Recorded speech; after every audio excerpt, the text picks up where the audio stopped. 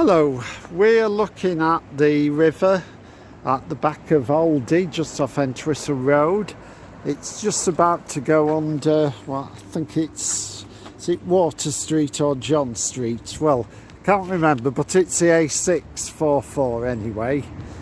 And notice a sturdy bridge here.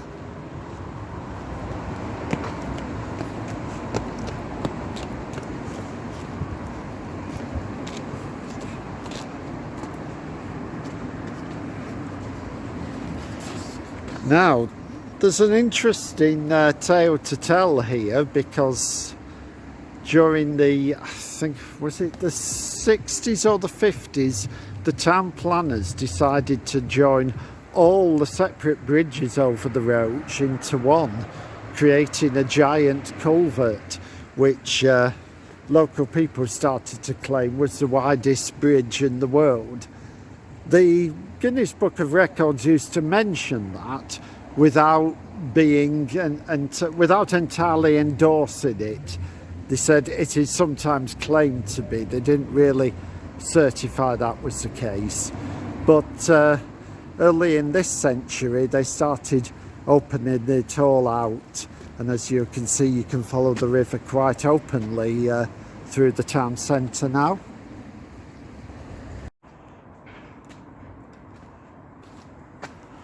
Right, well, now, this hideously ugly building is One Riverside, which is where the main council offices for Rochdale Council are now located.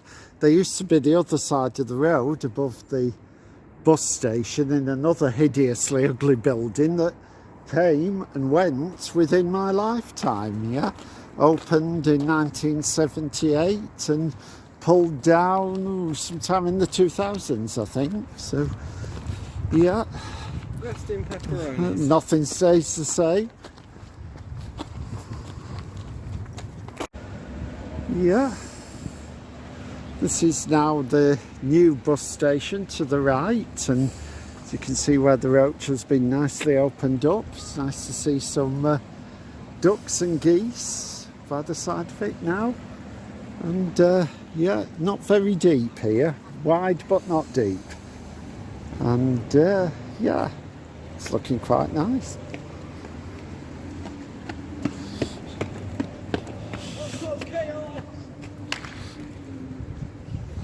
This is now the Metrolink station for Rochdale Town Centre. So we're just passing what used to be Rochdale Post Office. It's now a pub, the Medicine Tap. My friend at school, Paul Callaghan, his dad was the postmaster, so he'd been working here, and we've wandered into a boarded off area. Welcome to the Mike MCSG YouTube channel. And here we are, between Rochdale Town Hall and the scaffolding behind us and the main police station. And ahead of us, on the left of the river, is the library and Touchstone's museum. And this is always the point where the river used to come out from the long culvert. So if you like, this was the far end of the widest bridge in the world, but now, you know, the river is a nice feature of much more of the town centre. So yeah, thumbs up to the planners for this one. That's Broadfield Park, the trees across the other side of the road. Hello, just beyond Touchstones, the Roch goes under St Mary's Gate and emerges here into a concrete channel, and does a big U-bend around a site which is mostly occupied by Asda, but this side of it is part of the college, and when the college is open there is a walkway alongside the Roch and across to that bridge there, but we're walking this on the weekend, so it's not open to us. And there's a college restaurant here, which, as you can see, is called the Riverside. Okay.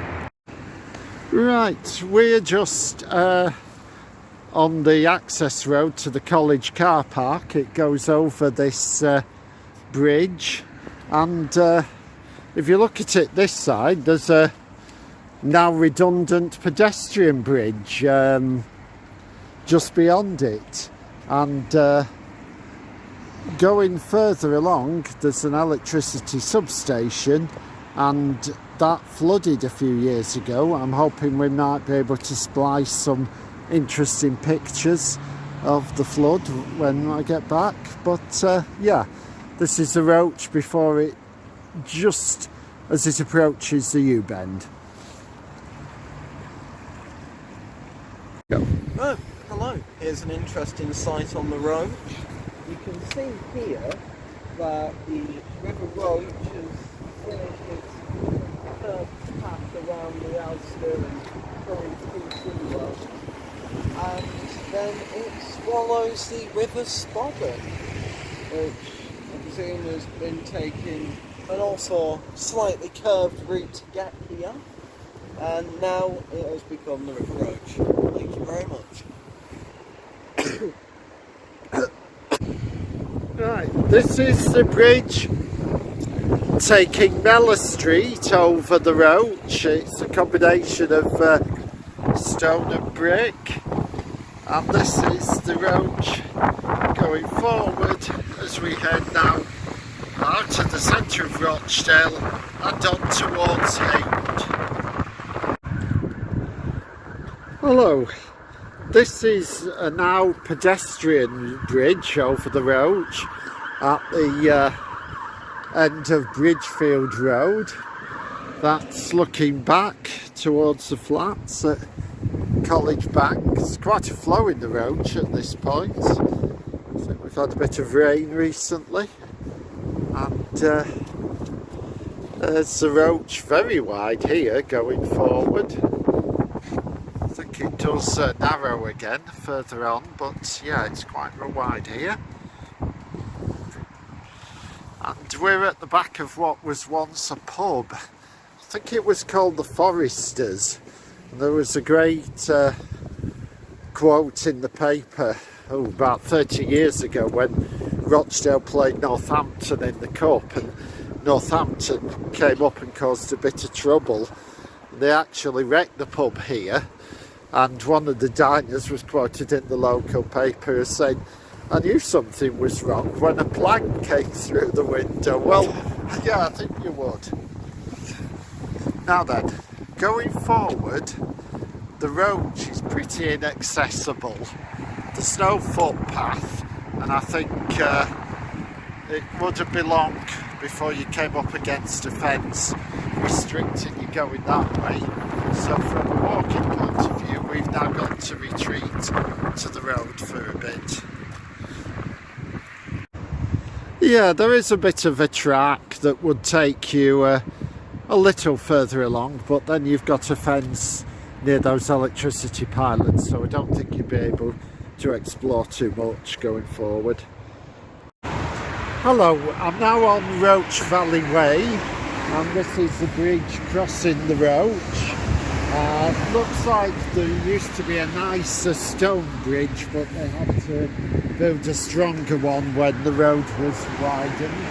As you can see, this is the inaccessible stretch of the Roch, and you've got the sewage works on the other side, so perhaps it's just as well. But we just have to go a bit further up the road, and we will find the footpath that will take us close to the Roch once more. Let's go, children.